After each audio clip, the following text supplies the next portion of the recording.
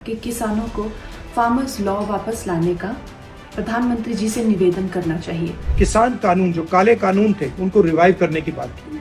मोदी जी आप क्लैरिफाई कीजिए, आप इसके खिलाफ हैं या आप फिर से बदमाशी कर रहे हैं? क्या वो किसान के कानून रिवाइव करेंगे या नहीं? और अगर करेंगे तो फिर मैं आपको गारंटी दे रहा हूँ कि इंडिया गठबंधन पूरा इनके खिलाफ खड़ा हो जाएगा। अनुसूचित जाति के कोटे में वर्गीकरण के संबंध में हरियाणा अनुसूचित जाति आयोग की जो रिपोर्ट थी वो आज रखी गई। उस रिपोर्ट को कैबिनेट ने स्वीकार कर लिया। गलती से भी कांग्रेस आ गई तो अपने झगड़ों में ही हरियाणा को बर्बाद करके छोड़ेंगे।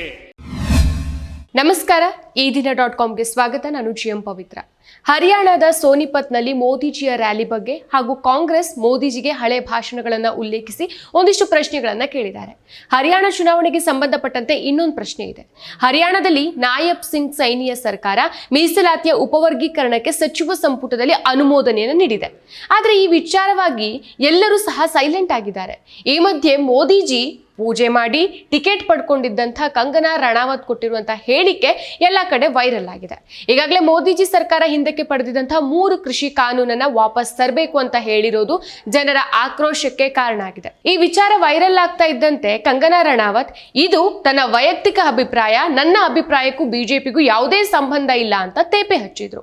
पिछले बीते कुछ दिनों में मीडिया ने मुझसे फार्मर्स लॉ पे कुछ सवाल किए और मैंने ये सुझाव दिया कि किसानों को फार्मर्स लॉ वापस लाने का प्रधानमंत्री जी से निवेदन करना चाहिए। मेरी इस बात से बहुत सारे लोग निराश हैं और डिसअपॉइंटेड हैं। जब फार्मर्स लॉ प्रपोज हुए थे तो हम बहुत सारे लोगों ने जो है उनका समर्थन किया था, लेकिन बड़ी ही संवेदनशीलता से और सहानुभूति से हमारे माननीय प्रधानमंत्री जी ने वो लॉज जो थे वापस ले लिए थे और ये हम सब कार्यकर्ताओं का कर्तव्य बनता है कि हम उनके शब्दों की गरिमा रखें।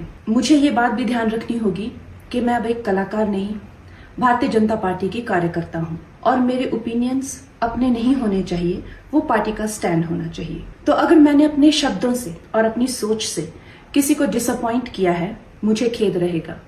I take my words back. ಇನ್ನು ಗೋಹನಾ ರ್ಯಾಲಿಯಲ್ಲೂ ಸಹ ಪ್ರಧಾನಮಂತ್ರಿ ಮೋದಿ ಮತ್ತು ಮುಖ್ಯಮಂತ್ರಿ ನಯಾಬ್ ಸಿಂಗ್ ಸೈನಿ ಕೃಷಿ ಕಾನೂನುಗಳ ಕುರಿತು ಏನು ಮಾತಾಡಿಲ್ಲ. ಲೋಕಸಭಾ ಚುನಾವಣೆ ಟೈಮ್ನಲ್ಲಿ ಬಿಜೆಪಿ ನಾಯಕರು ನಾವು 400 ಸೀಟ್ ಗೆದ್ರೆ ಸಂವಿಧಾನವನ್ನ ಬದಲಿಸ್ತೇವೆ ಅನ್ನೋ ಹೇಳಿಕೆಯನ್ನ ನೀಡಿದ್ರು. ಇಂತಹ ಹೇಳಿಕೆಗಳ ಕೇಳಿಯೂ ಸಹ ಕೇಳದಂತೆ ಬಿಜೆಪಿಯ ಪ್ರಮುಖ ನಾಯಕರು ಸುಮ್ಮನೆ ಇದ್ರು.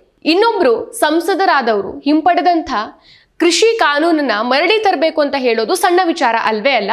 ಪ್ರಧಾನಿ ಮೋದಿ ಇದಕ್ಕೆ ಸ್ಪಷ್ಟನೆ ನೀಡಬೇಕು. ಪ್ರಧಾನಿ ಮೋದಿಜಿ ಈ ವಿಚಾರದ ವಿರುದ್ಧ ಇದಾರಾ ಅಥವಾ ಮತ್ತೆ ಅದನ್ನ ಜಾರಿಗೆ ತರ್ತಾರಾ ಅನ್ನೋದನ್ನ ಸ್ಪಷ್ಟಪಡಿಸಬೇಕಾಗಿದೆ ಅಂತ ವಿಪಕ್ಷ ನಾಯಕ ರಾಹುಲ್ ಗಾಂಧಿ ಹೇಳಿದ್ರು. बीजेपी के जो लोग होते हैं ये आइडियाज को टेस्ट करते रहते हैं। किसी से कहते हैं कि आप ये आइडिया पब्लिक में रखिए और फिर रिएक्शन देखते हैं। यही हुआ है। उनके एक सांसद ने किसान कानून जो काले कानून थे उनको रिवाइव करने की बात की है। मोदी जी आप क्लैरिफाई कीजिए, आप इसके खिलाफ हैं या आप फिर से बदमाशी कर रहे हैं? क्या वो किसान के कानून रिवाइव करेंगे या नहीं? और अगर करेंगे तो फिर मैं आपको गारंटी दे रहा हूं कि इंडिया गठबंधन पूरा इनके खिलाफ खड़ा हो जाएगा। 700 लोग शहीद हुए हैं, उनकी याद करनी है, उनकी रिस्पेक्ट करनी है। मोदी जी ने 2 मिनट मौन नहीं रखने दिया था, हम ये कभी नहीं भूलेंगे। ಸೊ ಕಂಗನಾ ತನ್ನ ಮಾತನ್ನ ವಾಪಸ್ ಪಡೆದಿದ್ದಾರೆ ಅಂತ ಕಂಗನಾ ಹೇಳಿರೋ ಮಾತನ್ನ ಇಲ್ಲಿಗೆ ಬಿಡೋಕ್ಕಾಗತ್ತಾ? ರಾಹುಲ್ ಗಾಂಧಿ ಎಲ್ಲಿಯೂ ಕೂಡ ಮೀಸಲಾತಿಯನ್ನು ನಿಲ್ಲಿಸ್ತೀವಿ ಅಂತ ಹೇಳಿರಲಿಲ್ಲ. ಆದ್ರೆ ಅಮಿತ್ ಶಾ ಏನ್ ಹೇಳಿದ್ರು? ರಾಹುಲ್ ಗಾಂಧಿ ಹೇಳಿರೋ ಮಾತನ್ನ ತಿರುಚಿ ಮುರುಚಿ ಇಲ್ಲ ಇಂಡಿಯಾ ಮೈತ್ರಿಕೂಟ ಮೀಸಲಾತಿಯನ್ನ ನಿಲ್ಲಿಸೇ ಬಿಡತ್ತೆ ಅಂತ ಸುಳ್ಳನ್ನ ಸತ್ಯದ ತಲೆ ಮೇಲೆ ಹೊಡೆದಂಗೆ ಹೇಳಿದ್ರು. ಆದ್ರೆ ರಾಹುಲ್ ಗಾಂಧಿ ಹೇಳಿದ್ದು ಬೇರೆನೆ. ಮೀಸಲಾತಿಯನ್ನ 50% ಜಾಸ್ತಿ ಮಾಡ್ತೀವಿ, ಅದಕ್ಕೂ ಮೊದಲು ಜಾತಿ ಗಣತಿ ಮಾಡ್ತೀವಿ ಅಂತ ಹೇಳಿದ್ದಾಗಿತ್ತು. ಇನ್ನು ಈ ಆಗಸ್ಟ್ ತಿಂಗಳಲ್ಲಿ ನಡೆದಂತ ಹರಿಯಾಣ ಸರ್ಕಾರದ ಒಂದಿಷ್ಟು ಸುದ್ದಿಗಳನ್ನ ನಾವು ನೆನ್ಪು ಮಾಡ್ಕೊಳ್ಳೋಣ. ಸೈನಿ ಸಚಿವ ಸಂಪುಟ ಉಪವರ್ಗೀಕರಣದ ಪ್ರಸ್ತಾಪವನ್ನ ಅನುಮೋದಿಸಿದೆ ಅನ್ನೋ ಸುದ್ದಿ ಬಂದಿತ್ತು. ಪರಿಶಿಷ್ಟ ಜಾತಿಗಳ ಮೀಸಲಾತಿಯಲ್ಲಿ 10% ಮೀಸಲಾತಿಯನ್ನ ಪರಿಶಿಷ್ಟ ಜಾತಿಯ ಅತಿ ಬಡ ವರ್ಗಕ್ಕೆ ನೀಡಲಾಗತ್ತೆ. ಸುಪ್ರೀಂ ಕೋರ್ಟ್ ಪರಿಶಿಷ್ಟ ಜಾತಿಯ ಮೀಸಲಾತಿಯನ್ನ ಉಪವರ್ಗೀಕರಣದ ತೀರ್ಪು ನೀಡಿದಾಗ ಭಾರತ್ ಬಂದ್ ಕೂಡ ನಡೆದಿತ್ತು. ಬಹಳ ದೊಡ್ಡ ವಿರೋಧ ಕೂಡ ಆಗಿತ್ತು. ದಲಿತ ಸಂಘಟನೆಗಳು, ಬಹುಜನ ಸಮಾಜ ಪಕ್ಷ ಇದರಲ್ಲಿ ಭಾಗವಹಿಸಿತ್ತು. ಮಾಯಾವತಿ ಉಪವರ್ಗೀಕರಣಕ್ಕೆ ವಿರೋಧ ವ್ಯಕ್ತಪಡಿಸಿದ್ರು. ಆದ್ರೆ ಮೋದಿ ಸರ್ಕಾರದ ಸಚಿವ ಸಂಪುಟದ ಸಚಿವ ಜಿತನ್ ರಾಮ್ ಮಾಝಿ ಇನ್ನೂ ಕೂಡ ಉಪವರ್ಗೀಕರಣವನ್ನ ಬೆಂಬಲಿಸ್ತಾ ಇದ್ದಾರೆ. ಈ ಬಗ್ಗೆ ಹೇಳಿಕೆ ನೀಡ್ತಿದ್ದಾರೆ. ಆದ್ರೆ ನಾಯಬ್ ಸೈನಿ ಈಗಾಗಲೇ ಈ ಪ್ರಸ್ತಾವನೆಯನ್ನ ಅನುಮೋದಿಸುವ ಬಗ್ಗೆ ಘೋಷಣೆಯನ್ನ ನೀಡಿದ್ದಾರೆ. ಹಾಗಾದ್ರೆ ಆ ವಿಚಾರ ಈಗ ಎಲ್ಲಿ ಹೋಯ್ತು? मंत्रिमंडल के समक्ष जो अभी पिछले दिनों माननीय सर्वोच्च न्यायालय द्वारा नौकरियों में अनुसूचित जाति के कोटे में वर्गीकरण के संबंध में हरियाणा अनुसूचित जाति आयोग की जो रिपोर्ट थी वो आज रखी गई। उस रिपोर्ट को कैबिनेट ने स्वीकार कर लिया और स्वीकार किया है क्योंकि चुनाव आचार संहिता लगी हुई है। चुनाव आचार संहिता उसको हमने देख करके ये अनुशंसा की है कि चुनाव आयोग को भेजी जाए।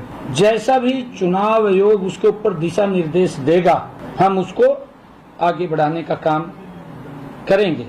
ಇನ್ನು ಸೈನಿ ಸರ್ಕಾರ ಕ್ಯಾಬಿನೆಟ್ ನಲ್ಲಿ ಅನುಮೋದಿಸಿದಂತ ಪ್ರಸ್ತಾವನೆಯನ್ನ ಚುನಾವಣಾ ಆಯೋಗಕ್ಕೆ ಕಳಿಸಿದಾರಾ ಅಥವಾ ಹಿಂತೆಗೆದುಕೊಂಡಿದ್ದಾರಾ? ಈ ವಿಷಯದ ಬಗ್ಗೆ ಆಯೋಗ ಏನ್ ಹೇಳಿದೆ ಅನ್ನೋದನ್ನ ನಾಯಬ್ ಸೈನಿ ಇನ್ನೂ ಕೂಡ ಸ್ಪಷ್ಟನೆ ನೀಡಬೇಕಾಗಿದೆ. ಅಷ್ಟೇ ಅಲ್ಲ, ನಾಯಬ್ ಸೈನಿ ಪ್ರಧಾನಮಂತ್ರಿ ಮೋದಿ ಅವರಿಗಿಂತ ಮೊದಲೇ ಸೋನಿಪತ್ನ ಗೊಹಾನಾ ರ್ಯಾಲಿಯಲ್ಲಿ ಉಪವರ್ಗೀಕರಣದ ಅನುಮೋದನೆಯ ಬಗ್ಗೆ ಯಾಕೆ ಉಲ್ಲೇಖ ಮಾಡಲಿಲ್ಲ? ಅಷ್ಟು ದೊಡ್ಡ ನಿರ್ಣಯವನ್ನ ಮರ್ತು ಹೋಗ್ಬಿಟ್ರ ಹಾಗಾದ್ರೆ? ಅಥವಾ ಭಾರತ್ ಬಂದ್ಗೆ ಬೆಂಬಲ ಸೂಚಿಸಿದವರು ಇದನ್ನ ಮರ್ತು ಹೋದ್ರ? ಈ ಬಾರಿ ಎರಡು ಬಹುಜನ ಪಕ್ಷಗಳು ಮೈತ್ರಿ ಮಾಡಿಕೊಂಡು ಚುನಾವಣಾ ಅಖಾಡದಲ್ಲಿ ಇದೆ. ಬಹುಜನ ಸಮಾಜ್ ಪಕ್ಷ ಇಂಡಿಯನ್ ನ್ಯಾಷನಲ್ ಲೋಕ್ದಳ್ INLD ಜೊತೆ ಒಪ್ಪಂದ ಮಾಡಿಕೊಂಡಿದೆ ಮತ್ತು ಆಜಾದ್ ಸಮಾಜ್ ಪಕ್ಷ ಇಂಡಿಯನ್ ನ್ಯಾಷನಲ್ ಲೋಕ್ದಳ್ ಅನ್ನ ಬೇರ್ಪಟ್ಟಂತ JJP ಜೊತೆ ಮೈತ್ರಿ ಮಾಡಿಕೊಂಡಿದೆ. ಅಕ್ಟೋಬರ್ 8ರ ಫಲಿತಾಂಶಗಳು ಈ ಎರಡು ಒಕ್ಕೂಟಗಳಲ್ಲಿ ಯಾರಿಗೆ ಲಾಭ ತಂದಿದೆ ಅನ್ನೋದನ್ನ ತೋರಿಸುತ್ತೆ. ಒಕ್ಕೂಟಕ್ಕ, ಬಿಜೆಪಿಗ ಅಥವಾ ಕಾಂಗ್ರೆಸ್ಗ? ಆಕ್ಚುಲಿ ಹರಿಯಾಣದಲ್ಲಿ ಪರಿಶಿಷ್ಟ ಜಾತಿಗಳನ್ನ ಉಪವರ್ಗೀಕರಣದ ಪ್ರಸ್ತಾವನೆಯನ್ನ ಬಿಜೆಪಿ ಸರ್ಕಾರದ ಸಚಿವ ಸಂಪುಟ ಅನುಮೋದಿಸಿದೆ ಅನ್ನೋದೇ ಈಗ ಯಾರಿಗೂ ನೆನಪಿಲ್ಲ. ನೈಬ್ ಸಿಂಗ್ ಸೈನಿ ಸರ್ಕಾರದ ಈ ನಿರ್ಧಾರವನ್ನ ಗೃಹ ಸಚಿವ ಅಮಿತ್ ಶಾ ಕೂಡ ಮರ್ತು ಹೋಗ್ಬಿಟ್ಟಿದ್ದಾರೆ. ಇನ್ನು ಹರಿಯಾಣದಲ್ಲಿ ಮೀಸಲಾತಿ ಸ್ಥಾನಗಳ ಸಂಖ್ಯೆ 17 ಅಂತ ಹೇಳಲಾಗಿದೆ. 2019ರ ವಿಧಾನಸಭಾ ಚುನಾವಣೆಯಲ್ಲಿ ಕಾಂಗ್ರೆಸ್ 7 ಸ್ಥಾನಗಳನ್ನು ಗೆದ್ದಿತ್ತು ಮತ್ತು ಬಿಜೆಪಿ 4 ಸ್ಥಾನವನ್ನು ಪಡೆದಿತ್ತು. ಆದರೆ 2024ರ ವಿಧಾನಸಭಾ ಚುನಾವಣೆಯಲ್ಲಿ ಕಾಂಗ್ರೆಸ್ 13 ವಿಧಾನಸಭಾ ಕ್ಷೇತ್ರಗಳಲ್ಲಿ ಮುನ್ನಡೆ ಹೊಂದಿದೆ ಅಂತ ಹೇಳಲಾಗ್ತಾ ಇದೆ. ಈ ಬಾರಿ ಮೀಸಲಾತಿ ಸ್ಥಾನಗಳಲ್ಲಿ ತೀವ್ರ ಪೈಪೋಟಿ ಕೂಡ ಇದೆ. ಈ ಸ್ಥಾನಗಳ ಫಲಿತಾಂಶ ಸರ್ಕಾರದ ಸ್ವರೂಪವನ್ನು ನಿರ್ಧರಿಸುವಲ್ಲಿ ಮಹತ್ವದ ಪಾತ್ರವನ್ನು ವಹಿಸುತ್ತೆ. ಇದೇ ಕಾರಣಕ್ಕೆ ಕುಮಾರಿ ಶೈಲಜಾ ಅವರ ವಿವಾದ ಹೆಚ್ಚಾಗಿ ಕಾಣಿಸ್ಕೊಳ್ತಾ ಇದೆ. ಮುಖ್ಯಮಂತ್ರಿ ಆಗೋ ಬಗ್ಗೆ ದಲಿತರನ್ನ ಕಾಂಗ್ರೆಸ್ ಗೌರವದಿಂದ ಕಾಣ್ತಾ ಇಲ್ಲ ಅಂತ ಬಿಜೆಪಿ ಕಾಂಗ್ರೆಸ್ ಮೇಲೆ ಆರೋಪ ಮಾಡ್ತಾ ಇದೆ. ಮಾಜಿ ಮುಖ್ಯಮಂತ್ರಿ ಮನೋಹರ್ ಲಾಲ್ ಖಟ್ಟರ್ ಶೈಲಜಾ ಅವರಿಗೆ ಬಿಜೆಪಿ ಸೇರೋಕೆ ಪ್ರಸ್ತಾವನೆ ನೀಡಿದ್ರು ಬಿಜೆಪಿ ತಮ್ಮ ಮುಂದಿನ ಮುಖ್ಯಮಂತ್ರಿಯಾಗಿ ಸೈನಿ ಬದಲು ದಲಿತ ನಾಯಕರಿಗೆ ಅವಕಾಶ ಕೊಡೋದಾಗಿ ಹೇಳಲಿಲ್ಲ. ಸೊ ಶೈಲಜಾ ಅವರು ತಾವು ಜೀವನದ ಕೊನೆಯ ದಿನದವರೆಗೂ ಕಾಂಗ್ರೆಸ್ನಲ್ಲೇ ಇರ್ತೇವೆ ಅಂತ ಸ್ಪಷ್ಟಿಸಿ ಕಾಂಗ್ರೆಸ್ನ ಪ್ರಚಾರದಲ್ಲೂ ಸಹ ತೊಡಗಿಕೊಂಡಿದ್ದಾರೆ. ಹಾಗೆ ನೋಡಿದ್ರೆ ಯಾವ ಪಕ್ಷದಲ್ಲಾದ್ರೂ ಈ ರೀತಿ ರಾಜಕೀಯ ಫೈಟ್ ಇರೋದು ತುಂಬಾನೇ ಒಳ್ಳೇದು. 2-3 ಆಕಾಂಕ್ಷಿಗಳು ಇರಲೇಬೇಕು. ಅಧಿಕಾರಕ್ಕಾಗಿ ಹೋರಾಟ ಆಗ್ತಾನೆ ಇರಬೇಕು. ಆಗ ಜನರಿಗೆ ಯಾರು ಸ್ಪಂದಿಸ್ತಾರೋ ಅವ್ರು ಗೆಲ್ತಾರೆ. ಆಗ ರಾಜಕಾರಣಿಗಳು ಕೂಡ ಅಲರ್ಟ್ ಆಗಿರ್ತಾರೆ, ಜನರ ಜೊತೆ ಸಂಪರ್ಕ ಸಾಧಿಸೋಕೆ ಪ್ರಯತ್ನ ಆದ್ರೂ ಪಡ್ತಾರೆ. ಇನ್ನು ಹರಿಯಾಣ ಬಿಜೆಪಿ ಪಕ್ಷದಲ್ಲಿರುವಂತಹ ಅನಿಲ್ ವಿಜಯ್ ಕೂಡ ನಾನು ಮುಖ್ಯಮಂತ್ರಿ ಆಗ್ಬೇಕು ಅಂತ ಹೇಳ್ತಿದ್ದಾರೆ. ಆದ್ರೆ ಬಿಜೆಪಿ ಇದನ್ನ ಒಪ್ಕೊಂಡಂತೆ ಕಾಣೋದಿಲ್ಲ. ವಿಜಯ್ ಅವರ ಆಸೆಯನ್ನ ಬಿಜೆಪಿ ತಾತ್ಸಾರ ಮಾಡ್ತಾ ಇದೆ. ರಾವ್ ಇಂದ್ರಜಿತ್ ಸಿಂಗ್ ಕೂಡ ಮುಖ್ಯಮಂತ್ರಿ ಆಗ್ತೇನೆ ಅಂತ ಹೇಳ್ಕೊಳ್ತಿದ್ದಾರೆ ಅನ್ನೋ ಕುರಿತು ವರದಿಗಳು ಸಹ ಬರ್ತಾ ಇದೆ. ಇನ್ನು ಈ ಚುನಾವಣೆ ಕವರೇಜ್ ಓದುವಾಗ ನಾವೊಂದು ಈ ಪ್ರವೃತ್ತಿಯನ್ನ ಗಮನಿಸಬಹುದು. ಮೋದಿ ಅಲೆ ಇದ್ದಾಗ ಎಲ್ಲಾ ಚಾನೆಲ್ಗಳು ಮೋದಿ ಅಲೆ ಯಾವ ರೇಂಜಿಗಿದೆ ಗೊತ್ತಾ ಅಂತ ಆ ನ್ಯೂಸ್ಗಳನ್ನೇ ಹೆಚ್ಚಾಗಿ ಪಬ್ಲಿಷ್ ಮಾಡುತ್ತೆ. ಆದ್ರೆ ಜನರು ಮೋದಿ ಅಲೆಯ ವಿರುದ್ಧ ಮಾತಾಡೋಕೆ ಶುರು ಮಾಡಿದಾಗ ಆ ಮೀಡಿಯಾಗಳು ಮೌನಕ್ಕೆ ಜಾರತ್ತೆ. ಯಾಕಂದ್ರೆ ಹರಿಯಾಣದಲ್ಲಿ ಹಲವು ಕಡೆ ಬಿಜೆಪಿ ಅಭ್ಯರ್ಥಿಗಳ ವಿರುದ್ಧ ಜನ ಹರಿಹಾಯ್ತಿದ್ದಾರೆ. ಈ ಬಗ್ಗೆ ಎಲ್ಲಿಯೂ ಕೂಡ ವಿರೋಧ ವ್ಯಕ್ತಪಡಿಸಿದ್ದಾರೆ ಅನ್ನೋ ರೀತಿ ಅಥವಾ ಸುತ್ತಿ ಬಳಸಿ ಇದನ್ನ ಜನರಿಗೆ ಅರ್ಥ ಆಗದೆ ಇರೋ ರೀತಿ ಮೇಂಟೈನ್ ಮಾಡೋಕೆ ಟ್ರೈ ಮಾಡ್ತಿದ್ದಾರೆ ಮೀಡಿಯಾಗಳು. ಮೋದಿ ಸರ್ಕಾರ ಬಂದಾಗಿನಿಂದ ಮೀಡಿಯಾಗಳು ಮಾಡ್ಕೊಂಡು ಬಂದಿದ್ದ ಕೆಲಸ ಇದೆ ಬಿಡಿ. ಈಗ ಹರಿಯಾಣ ಎಲೆಕ್ಷನ್ ರ್ಯಾಲಿ ಬಗ್ಗೆ ನೋಡೋದಾದ್ರೆ ಗೊಹಾನಾದಲ್ಲಿ ನಡೆದಂತ ರ್ಯಾಲಿಯಲ್ಲಿ ಕಾಂಗ್ರೆಸ್ ಸರ್ಕಾರ ರಚಿಸಿದ್ರೆ ಅಂತ ಮೋದಿ ಶುರು ಮಾಡಿದ್ರು. ಸೊ ಮೋದಿಜಿ ಈ ಡೈಲಾಗ್ ಆಕ್ಚುಲಿ ಕಾಮನ್ ಆಗ್ಬಿಟ್ಟಿದೆ. ಯಾಕಂದ್ರೆ ಲೋಕಸಭಾ ಎಲೆಕ್ಷನ್ ಅಲ್ಲೂ ಮೋದಿಜಿ ಮಾಡಿದ್ದು ಅದೇ ಅಲ್ವಾ. गलती से भी कांग्रेस आ गई तो अपने झगड़ों में ही हरियाणा को बर्बाद करके छोड़ेंगे। यहाँ पर कांग्रेस में जिस तरह झगड़े बढ़ रहे हैं पूरा हरियाणा देख रहा है। कांग्रेस को वोट देना यानी हरियाणा की स्थिरता और विकास को दांव पर लगाना है, बर्बादी के दरवाजे खोलना है। यह स्थिरता हरियाणा में हर काम ठप कर देगी। यहाँ निवेश और नौकरी दोनों पर असर होगा। ಇನ್ನು 10 ವರ್ಷಗಳ ಆಡಳಿತ ವಿರೋಧಿ ಹೋರಾಟಕ್ಕೆ ಬಿಜೆಪಿಯವರು ತಮ್ಮ ಜಾತಿಯ ಮುಖ್ಯಮಂತ್ರಿಯನ್ನ ಆಯ್ಕೆ ಮಾಡಿಕೊಳ್ತಿದ್ದಾರೆ ಅಂತ ಪ್ರದೀಪ್ ಶರ್ಮಾ ಅವರು ವರದಿ ಮಾಡಿದ್ದಾರೆ. ಒಬಿಸಿ, ಎಸ್ಸಿ ಮತ್ತು ಜಾಟ್ಗಳಿಗೆ ತಲಾ 13, 9 ಬ್ರಾಹ್ಮಣರು, 5 ಬನಿಯಾಗಳು ಮತ್ತು ತಲಾ ಒಬ್ಬ ಸಿಖ್ ಮತ್ತು ರಜಪೂತ್ ಅಭ್ಯರ್ಥಿಗಳಿಗೆ 67 ಹೆಸರುಗಳ ಮೊದಲ ಪಟ್ಟಿಯಲ್ಲಿ 27 ಹೊಸ ಮುಖಗಳಿದೆ. ಇನ್ನು ವಿಧಾನಸಭೆಯ 90 ಸ್ಥಾನಗಳ ಪೈಕಿ 38 ಸ್ಥಾನಗಳು ಜಾತಿಗೆ ಅನುಗುಣವಾಗಿ ನೀಡಲಾಗಿದೆ. ಚುನಾವಣಾ ರಾಜಕೀಯವನ್ನ ಯಾವ ರೇಂಜಿಗೆ ಸೀಮಿತಗೊಳಿಸ್ತಿದ್ದಾರೆ ಅನ್ನೋದು ಈ ಮೂಲಕ ಗೊತ್ತಾಗ್ತಾ ಇದೆ. ಸೊ ಸಿಎಂ ಸ್ಥಾನದಲ್ಲಿರುವಂತಹ ಸೈನಿಯು ಒಬಿಸಿ ಸಮುದಾಯದಿಂದ ಬಂದವರು. ರಾಜ್ಯಾಧ್ಯಕ್ಷನಾಗಿದ್ದ ಮೋಹನ್ ಲಾಲ್ ಬಡೋಲಿ ಬ್ರಾಹ್ಮಣ ಸಮುದಾಯದಿಂದ ಬಂದವರು. 10 ವರ್ಷಗಳಲ್ಲಿ ಬಿಜೆಪಿ ಒಬಿಸಿ ಅಭ್ಯರ್ಥಿಗಳನ್ನ 33% ಏರಿಕೆ ಮಾಡಿದ್ದು ಈ ಬಾರಿ 20 ಒಬಿಸಿ ಅಭ್ಯರ್ಥಿಗಳನ್ನ ತಮ್ಮ ಪಟ್ಟಿಯಲ್ಲಿ ಸೇರಿಸಿದೆ. 2014ರಲ್ಲಿ 15 ಒಬಿಸಿ ಅಭ್ಯರ್ಥಿಗಳಿಗೆ ಟಿಕೆಟ್ ನೀಡಿತ್ತು. 2024ರಲ್ಲಿ ಬಿಜೆಪಿ ಜಾಟ್ ಅಭ್ಯರ್ಥಿಗಳ ಸಂಖ್ಯೆಯನ್ನ ಕಡಿಮೆ ಮಾಡಿದ್ದು 16 ಜಾಟ್ ನಾಯಕರನ್ನ ಮಾತ್ರ ಅಭ್ಯರ್ಥಿಗಳನ್ನಾಗಿಸಿದ್ದಾರೆ. ಇದೆಲ್ಲದರ ನಡುವೆ ರೈತ ಹೋರಾಟವನ್ನ ಯಾವ ರೀತಿ ನೋಡಬೇಕು? ರೈತರ ವಿಚಾರ ಜಾತಿಯ ಗಡಿ ಮೀರಿ ಹೋಗತ್ತಾ? ಹಾಗಾದ್ರೆ ಸೋನಿಪತ್ನ ಗೊಹಾಣಾದಲ್ಲಿ ಪ್ರಧಾನಿ ಮೋದಿಯವರ ರ್ಯಾಲಿಯಲ್ಲಿ ಮುಖ್ಯಮಂತ್ರಿ ನಾಯಬ್ ಸೈನಿ ಅವರು ರೈತರನ್ನ ಉಲ್ಲೇಖಿಸಿ ಮಾತಾಡಿದ್ದಾರೆ. ಆದರೆ ಕಂಗನಾ ರಣಾವತ್ ಅವರ ಹೇಳಿಕೆಗೆ ಯಾವುದೇ ಪ್ರತಿಕ್ರಿಯೆಯನ್ನ ನೀಡಿಲ್ಲ. ಪ್ರಧಾನಿ ಮೋದಿ ರೈತ ನಾಯಕ ಸರ್ಜೋತು ರಾಮ್ ಅವರನ್ನ ನೆನಪು ಮಾಡ್ಕೊಂಡಿದ್ದಾರೆ. ಅವರಿಗೆ ನಮಸ್ಕಾರ ಕೂಡ ಸಲ್ಲಿಸಿದ್ದಾರೆ. ಅವರ ಜೀವನ ರೈತರಿಗೆ ಅರ್ಪಿತ ಅಂತ ವರ್ಣಿಸಿದ್ದಾರೆ. ಹರಿಯಾಣವು ಎಂದಿಗೂ ಕೃಷಿ ಮತ್ತು ಉದ್ಯೋಗ ಎರಡೂ ಕ್ಷೇತ್ರಗಳಲ್ಲಿ ದೇಶದ ಶ್ರೇಷ್ಠ ರಾಜ್ಯಗಳಲ್ಲಿ ತನ್ನ ಸ್ಥಾನವನ್ನ ಹೊಂದಿದೆ ಅಂತ ಹಾಡಿ ಹೊಗಳಿದ್ದಾರೆ. भाजपा सरकार में हरियाणा आज खेती और उद्योग दोनों मामलों में देश के टॉप राज्यों में अपनी जगह बना रहा है. जब औद्योगिकरण बढ़ता है तो इसका सबसे अधिक फायदा गरीब को, किसान को और दलित को होता है. बाबा साहब आम्बेडकर, जिन्होंने बाबा साहब आम्बेडकर को पढ़ा होगा, न पढ़ा हो तो पढ़ ले. बाबा साहब आम्बेडकर मानते थे कि दलितों के सशक्तिकरण में उद्योगों की बड़ी भूमिका होती है. वो देखते थे कि गरीब के पास, दलितों के पास, वंचितों के पास पर्याप्त जमीन नहीं होती. वो जानते थे बहुत से गरीब साथी भूमिहीन होते थे, खेत मजदूरी में अपनी जिंदगी काटते थे. इसलिए बाबा साहब कहते थे कि जब फैक्ट्रियां लगती है तो दलितों, वंचितों को अवसर मिलता है. इसलिए बाबा साहब दलितों से टेक्निकल स्किल सीखने के लिए कहते थे. भाजपा की नीति निर्णयों में, भाजपा के विचारों में आपको बाबा साहब की यही सोच दिखाई देगी. ಇನ್ನು ಪ್ರಧಾನಿ ಮೋದಿಜಿ ಡೇಟಾವನ್ನ ಬಹಳ ಮುಖ್ಯ ಅಂತ ಪರಿಗಣಿಸ್ತಾರೆ. ಅಂದಮೇಲೆ ಕಳೆದ 10 ವರ್ಷಗಳಲ್ಲಿ ಎಷ್ಟು ಕಾರ್ಖಾನೆಗಳು ಸ್ಥಾಪಿತವಾಗಿದೆ ಮತ್ತು ಅಲ್ಲಿ ಎಷ್ಟು ದಲಿತರಿಗೆ ಉದ್ಯೋಗ ಸಿಕ್ಕಿದೆ ಅನ್ನೋ ಲೆಕ್ಕವನ್ನು ಕೂಡ ಮೋದಿಜಿ ಕೊಡಬೇಕಲ್ವಾ? ಅಷ್ಟೇ ಅಲ್ಲ, ಸ್ಕಿಲ್ ಇಂಡಿಯಾ ಅಭಿಯಾನದ ಅಡಿಯಲ್ಲಿ ಎಷ್ಟು ದಲಿತರಿಗೆ ತರಬೇತಿ ನೀಡಲಾಗಿದೆ ಮತ್ತು ಅದರಲ್ಲಿ ಅವರಲ್ಲಿಯೇ ಎಷ್ಟು ಜನರು ಉದ್ಯೋಗ ಪಡೆದಿದ್ದಾರೆ ಅನ್ನೋದನ್ನು ಸಹ ತಿಳಿಸಬೇಕಾಗಿದೆ. एक और चुनौती है जिस पर सिर्फ और सिर्फ भाजपा ही बात करती है. हमारे देश में खेत का साइज भी लगातार कम हो रहा है. जैसे जैसे परिवार बढ़ता है, जमीन के टुकड़े होते हैं, जमीन बढ़ जाती है. धीरे धीरे एक छोटा टुकड़ा बच्चों के नसीब आता है. आबादी बढ़ रही है लेकिन खेत छोटा हो रहा है. ऐसे में खेती से जुड़े सभी अर्थशास्त्री भी मानते हैं कि गांव में खेती के साथ साथ कमाई के दूसरे जरिए भी होने चाहिए.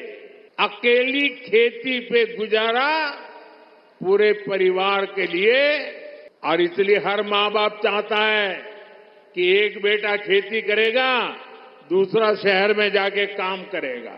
और इसलिए जब उद्योगों का विस्तार होता है तो उससे किसानों का जीवन भी बेहतर होता है. इससे किसान परिवार के बच्चों को भी अच्छी नौकरियां मिलती हैं, अच्छे अवसर मिलते हैं. और इसलिए साथियों, भाजपा खेती को भी बढ़ावा देती है, व्यापार कारोबार को भी बढ़ावा देती है। ಇನ್ನು ಪ್ರಧಾನಿ ಮತ್ತು ಮುಖ್ಯಮಂತ್ರಿ ಇಸ್ರೇಲ್ಗೆ ಕಳುಹಿಸುವ ಯೋಜನೆಯ ಕುರಿತು ಮಾತೇ ಆಡಿಲ್ಲ. ಆದರೆ ಕೈಗಾರಿಕೆಯಲ್ಲಿ ಉದ್ಯೋಗಗಳ ಬಗ್ಗೆ ಸಾಮಾನ್ಯ ವಿಚಾರಗಳನ್ನ ಮಾತ್ರ ಹೇಳಿದ್ರು. ನಿಜವಾಗ್ಲೂ ಹರಿಯಾಣದಲ್ಲಿ ಉದ್ಯೋಗಗಳು ಲಭ್ಯವಾಗ್ತಾ ಇದ್ರೆ ಸರ್ಕಾರ ಇಲ್ಲಿನ ಯುವಕರನ್ನ ಇಸ್ರೇಲ್ಗೆ ಕಳಿಸೋಕೆ ರೋಹ್ತಾಕ್ನಲ್ಲಿ ಕೌಂಟರ್ ಸ್ಥಾಪಿಸೋ ಪರಿಸ್ಥಿತಿ ಬರ್ತಾ ಇರಲಿಲ್ಲ. ಹರಿಯಾಣ ತನ್ನ ಯುವಕರನ್ನ ಇಸ್ರೇಲ್ಗೆ ಕಳಿಸೋಕೆ ಕೌಂಟರ್ ತೆರೆಯೋ ಮೊದಲ ರಾಜ್ಯ ಆಗಿತ್ತು. ಈ ಸಂದರ್ಭದಲ್ಲಿ ದೊಡ್ಡ ಕನಸುಗಳನ್ನ ತೋರಿಸಲಾಯಿತು. ಆದ್ರೆ 10 ಸೆಪ್ಟೆಂಬರ್ನಲ್ಲಿ ಇಂಡಿಯನ್ ಎಕ್ಸ್‌ಪ್ರೆಸ್ನಲ್ಲಿ ಸರೀನ್ ಅವರ ವರದಿ ಪ್ರಕಾರ ಇಸ್ರೇಲ್ಗೆ ಹೋದ ಯುವಕರು ಯಾವ ರೀತಿ ಮೋಸ ಹೋದ್ರು ಅನ್ನೋದನ್ನ ತಿಳಿಸಿದ್ದಾರೆ. ಭಾರತದಿಂದ ಯುವಕರನ್ನ ಉದ್ಯೋಗಗಳಿಗೆ ಇಸ್ರೇಲ್ಗೆ ಕಳಿಸಲಾಯಿತು. ಆದರೆ ಅವರು ಆ ಕೆಲಸಗಳಿಗೆ ಸಿದ್ಧವಾಗಿರಲಿಲ್ಲ. ಪ್ರತಿದಿನ 5 ಲಕ್ಷ ರೂಪಾಯಿ ವೇತನ ಕೊಡೋದಾಗಿ ವಾಗ್ದಾನ ಮಾಡಿ ಇಸ್ರೇಲ್ಗೆ ಕಳುಹಿಸಲಾದ ಯುವಕರು ಈಗ ಅಲ್ಲಿ ಕಾರ್ಮಿಕರಂತೆ ಕೆಲಸ ಮಾಡ್ತಾ ಇದ್ದಾರೆ. ಇಸ್ರೇಲ್ಗೆ ಹೋಗಿ ಯುದ್ಧ ಹೆಂಗ ಆಗ್ತಾ ಇದೆ ಅಂತ ತೋರಿಸೋ ಚಾನೆಲ್ಗಳು ದಯವಿಟ್ಟು ಇಸ್ರೇಲ್ನಲ್ಲಿ ಕಾರ್ಮಿಕರಂತೆ ಉದ್ಯೋಗ ಮಾಡ್ತಾ ಇರುವಂತ ನಮ್ಮ ಯುವಕರ ಬಗ್ಗೆಯೂ ತೋರಿಸಿ. ಇನ್ನು ಪ್ರಧಾನ ಮಂತ್ರಿ ಮೋದಿ ಕೈಗಾರಿಕೆಗಳ ನಗರವನ್ನ ಸ್ಥಾಪಿಸೋದರ ಕುರಿತು ಮಾತಾಡಿದ್ರು. ಅವರ ಸಮಾವೇಶಕ್ಕೂ ಮುನ್ನ ಕಾಂಗ್ರೆಸ್ ಅವರು ಮೋದಿ ಹೇಳಿಕೆಗಳನ್ನ ಬಿಡುಗಡೆ ಮಾಡಿದ್ದಾರೆ. ಸೋನಿಪತ್ ಅನ್ನ ದೆಹಲಿ ಮೆಟ್ರೋ ಮೂಲಕ ಯಾಕೆ ಸಂಪರ್ಕಿಸಬಾರದು ಅಂತ ಕಾಂಗ್ರೆಸ್ ಕೇಳ್ತಾ ಇದೆ. ಯಾಕಂದ್ರೆ ಈ ಹಿಂದೆ ಮೋದಿ ಈ ಬಗ್ಗೆ ಹೇಳಿದ್ದಾರೆ ನೋಡಿ. मुझे बताइए, दिल्ली सोनीपत को मेट्रो से जोड़ा जा सकता है कि नहीं जोड़ा जा सकता? जोड़ा जा सकता है कि नहीं जोड़ा जा सकता है? कितना फर्क आ जाएगा मुझे बताइए, कितना फर्क आ जाएगा? ಇನ್ನು ಅಮೆರಿಕಾದಲ್ಲಿ ಹರಿಯಾಣದ ಜನರಿದ್ದಾರೆ, ಬೇರೆ ಬೇರೆ ರಾಜ್ಯದ ಜನರು ಸಹ ಇದ್ದಾರೆ. ಆದ್ರೆ ಗೋಹಣ ಸಮಾವೇಶದಲ್ಲಿ ಮುಖ್ಯಮಂತ್ರಿಯವರು ಈ ವಿಚಾರವನ್ನ ಹರಿಯಾಣದ ಅಭಿವೃದ್ಧಿಯ ಸಾಕ್ಷಿಯಾಗಿ ಹೆಮ್ಮೆಯಿಂದ ಹೇಳ್ಕೊಳ್ತಿದ್ದಾರೆ. ಇದರಲ್ಲಿ ಹರಿಯಾಣದ ಬಿಜೆಪಿ ಸರ್ಕಾರದ ಕೊಡುಗೆ ಏನು ಅನ್ನೋದೇ ಪ್ರಶ್ನೆ. ಗೋಹಣ ಸಮಾವೇಶದಲ್ಲಿ ಪ್ರಧಾನ ಮಂತ್ರಿಯವರು ನ್ಯೂಯಾರ್ಕ್ನಲ್ಲಿ ಹರಿಯಾಣದ ಜನವನ್ನ ಉಲ್ಲೇಖ ಮಾಡ್ತಿದ್ದಾರೆ. ಹರಿಯಾಣ ಮತ್ತು ಪಂಜಾಬ್ನ ಯುವಕರು ಡಂಕಿ ಮಾರ್ಗದಲ್ಲಿ ಬೇರೆ ಬೇರೆ ದೇಶಗಳಿಗೆ ಹೋಗ್ತಾ ಇರೋದು ವಿಷಾದನೀಯ ಸಂಗತಿ. ಆದ್ರೆ ಇದ್ರ ಬಗ್ಗೆಯೂ ಕೂಡ ಮೋದಿ ಮಾತಾಡ್ಬೋದಿತ್ತಲ್ಲ. ಪ್ರಧಾನಿ ಯಾವತ್ತಾದ್ರೂ ತಮ್ಮ ಸರ್ಕಾರದ ಏನಾದ್ರೂ ಸಮಸ್ಯೆಗಳಾಗ್ತಾ ಇದೆ ಅಥವಾ ನಮ್ಮ ಸರ್ಕಾರದಲ್ಲಿ ಈ ರೀತಿ ಸಮಸ್ಯೆಗಳಾಗ್ತಾ ಇದೆ ಅಂತ ಯಾವತ್ತಾದ್ರೂ ಮಾತಾಡಿದಾರ? ಇಲ್ಲ, ಅವ್ರು ಮಾತಾಡೋದು ಇಲ್ಲ. ಇನ್ನು ಮೆಕ್ಸಿಕೋದ ನಂತರ ಅತಿ ಹೆಚ್ಚು ಭಾರತೀಯ ವಲಸಿಗರು ಅಮೆರಿಕದ ಗಡಿಯನ್ನ ಅಕ್ರಮವಾಗಿ ಪ್ರವೇಶಿಸೋದ್ರಿಂದ ಅವರ ಕೈಕಾಲುಗಳು ಮುರಿದು ಹೋಗ್ತಾ ಇದೆ ಅಂತ ಅಲ್ಲಿನ ಸರ್ಕಾರ ಹೇಳ್ತಾ ಇದೆ. ಕಠೋರ ಸತ್ಯದ ಈ ವಿಚಾರ ಯಾವ ಜನರಿಗೂ ಗೊತ್ತಾಗ್ತಾ ಇಲ್ಲ. ಪ್ರಧಾನಿ ಮೋದಿಯವರ ಬಣ್ಣ ಬಣ್ಣದ ಮಾತನ್ನ ಕೇಳಿ ಹರಿಯಾಣ ಎಷ್ಟೆಲ್ಲ ಅಭಿವೃದ್ಧಿ ಆಗಬಹುದು ಅನ್ನೋ ಕನಸನ್ನ ಕಾಣೋಕೆ ಶುರು ಮಾಡ್ತಾರೆ. कल रात को ही मैं अमेरिका से लौटा हूं।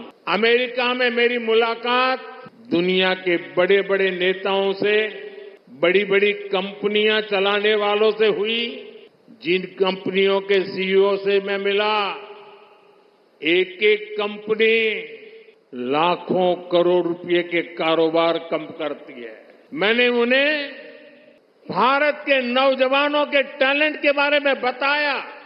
साथियों, पिछले 10 साल में पूरी दुनिया में भारत पर भरोसा बढ़ा है. और मैं हरियाणा के लोगों को एक बात तो जरूर बताऊंगा. कल जब मैं न्यूयॉर्क गया परसों, तो वहां स्वागत के लिए बहुत बड़ी मात्रा में भारतीय समुदाय था. लेकिन सबसे बड़ी बात वो थी कि वहां पर पूरा हरियाणा खड़ा कर दिया गया था. अमेरिका में पली बड़ी हमारी हरियाणा की बेटी और उसके साथ और 5-7 बहनें, हरियाणा के हमारे साथी, उन्होंने हरियाणा का जो अभी नृत्य आप यहां देख रहे थे ना, वैसा नृत्य न्यूयॉर्क में करके स्वागत कर रहे थे. यानी हरियाणा खड़ा कर दिया था उन्होंने.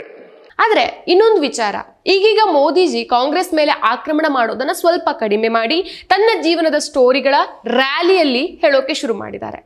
ಸೊ ಮಾರುತಿ ಕಾರನ್ನ ಜಪಾನ್ ಖರೀದಿ ಮಾಡ್ತಾ ಇದೆ, ಇದೊಳ್ಳೆ ವಿಚಾರವೇ ಇರಬಹುದು.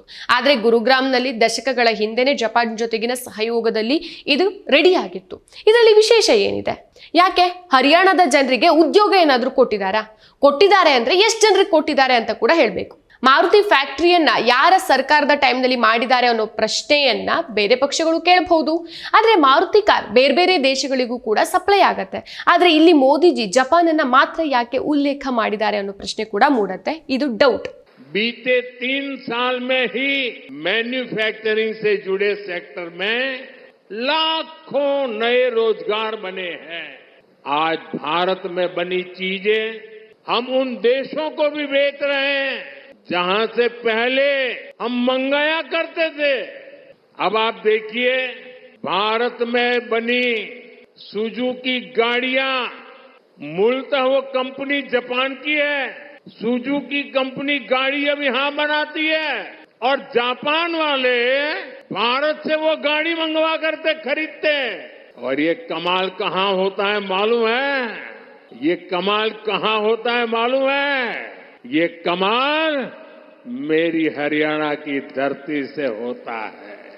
1987ರಲ್ಲಿ ಮೊದಲ ಬಾರಿಗೆ ಮಾರುತಿ 800 ಅನ್ನ ಪೂರ್ವ ಯುರೋಪ್ ದೇಶಗಳಿಗೆ ಮಾರಾಟ ಮಾಡಲಾಗಿತ್ತು. ನಂತರ 1993ರಲ್ಲಿ ರೆಡಿಯಾದಂಥ ಝೆನ್ ಗಾಡಿ ಲಾಂಚ್ ಆದ ಮೊದಲ ದಿನವೇ ಯುರೋಪ್ ದೇಶಗಳಿಗೆ ಮಾರಾಟ ಆಗಿತ್ತು. ದೆಹಲಿಯಲ್ಲಿ ಮಾರುತಿಗೆ ಹೈಯೆಸ್ಟ್ ಎಕ್ಸ್ಪೋರ್ಟರ್ ಅನ್ನೋ ಅವಾರ್ಡ್ ಕೂಡ ಸಿಕ್ಕಿತ್ತು. 2002ರಲ್ಲಿ 16,000 ಮಾರುತಿ ಗಾಡಿಗಳು ಬೇರೆ ದೇಶಗಳಿಗೆ ಸೇಲ್ ಆಗಿತ್ತು. 2003ರಲ್ಲಿ 3 ಲಕ್ಷ, 2008ರಲ್ಲಿ 5 ಲಕ್ಷ ಹಾಗೂ 2016ರ ತನಕ 15 ಲಕ್ಷ ಗಾಡಿಗಳನ್ನ ಎಕ್ಸ್ಪೋರ್ಟ್ ಮಾಡಿತ್ತು ಇಂಡಿಯಾ. ಇದರಲ್ಲಿ ಮೋದಿಜಿ ಹೇಳೋ ವಿಶೇಷತೆ ಏನಿದೆ? ಹರಿಯಾಣದ ಜನರಿಗೆ ಈ ಬಗ್ಗೆ ಹೇಳುವಂತ ಮಾತು ಏನಿದೆ? ಸಪೋಸ್ ಮಾರುತಿ ವಿಚಾರ ತಗೊಳ್ಳೇಬೇಕು ಅಂತಂದ್ರೆ ಅದೇ ಫ್ಯಾಕ್ಟರಿಯಲ್ಲಿ ಎಷ್ಟು ಜನರಿಗೆ ಉದ್ಯೋಗ ಸಿಕ್ಕಿದೆ, ಲೋಕಲ್ ಅವರಿಗೆ ಎಷ್ಟು ಜನರಿಗೆ ಉದ್ಯೋಗ ಅಲ್ಲಿ ಕೆಲಸ ಮಾಡ್ತಾ ಇದ್ದಾರೆ ಅನ್ನೋ ಸಂಖ್ಯೆಯನ್ನು ಸಹ ಮೆನ್ಷನ್ ಮಾಡಬೇಕಾಗಿತ್ತಲ್ವಾ? ಅಷ್ಟೆಲ್ಲ ಮಾತಾಡಬೇಕು ಅಂತ ಇದ್ರೆ ಬಿಜೆಪಿ ಕುಟುಂಬ ರಾಜಕಾರಣದ ಬಗ್ಗೆ ಮಾತಾಡ್ಬೋದು, ಜಾತಿ ರಾಜಕಾರಣದ ಬಗ್ಗೆ ಮಾತಾಡ್ಬೋದು, ಬಿಜೆಪಿಯ ಕುಂದುಕೊರತೆಗಳ ಬಗ್ಗೆ ಮಾತಾಡ್ಬೋದು. ಆದರೆ ಮೋದಿಜಿ ಇದ್ಯಾವುದನ್ನು ಮಾತಾಡೋದಿಲ್ಲ. ಸೊ ಇದೆಲ್ಲದಕ್ಕೂ ಉತ್ತರ ಅಕ್ಟೋಬರ್ 8ಕ್ಕೆ ಜನ ಕೊಡ್ತಾರೆ. ಮತ್ತಷ್ಟು ವಿಶೇಷ ವಿಡಿಯೋಗಳನ್ನು ನೋಡಲು ಮತ್ತು ಹೊಸ ವಿಡಿಯೋಗಳ ಬಗ್ಗೆ ತಿಳಿಯಲು ಈ ದಿನ .com ಯೂಟ್ಯೂಬ್ ಚಾನೆಲ್ ಸಬ್ಸ್ಕ್ರೈಬ್ ಮಾಡಿ ಮತ್ತು ಬೆಲ್ ಐಕಾನ್ ಕ್ಲಿಕ್ ಮಾಡಿ.